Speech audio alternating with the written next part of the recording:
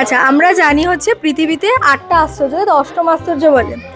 পৃথিবীতে যদি 9ম আশ্চর্য বলে কিছু থেকে থাকে তাহলে সেটা হচ্ছে আমার দাদামণি, যে প্রত্যেক দিন এই ঠান্ডাতে, কাটোয়ার মতো ঠান্ডায়, প্রত্যেক দিন কটায় স্নান করিস তুই? 7টায়। বলেন কি? তুই লজ্জা লাগছে না এই কথাটা বলতে?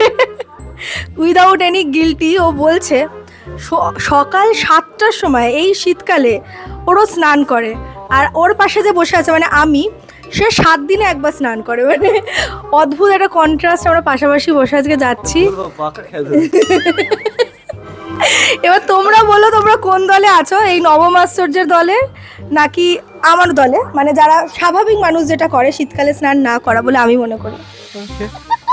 আর ও নেমেই গেছে, লজ্জাতে গেল কোথায় জানি না। যাই হোক, লিটারেলি আমি ওকে দেখি রোজ সকালে আর ভাবি যে কি করে একটা মানুষ রোজ সকালবেলা এরকম স্নান করতে পারে এই শীতকালে। আনবিলিভেবল।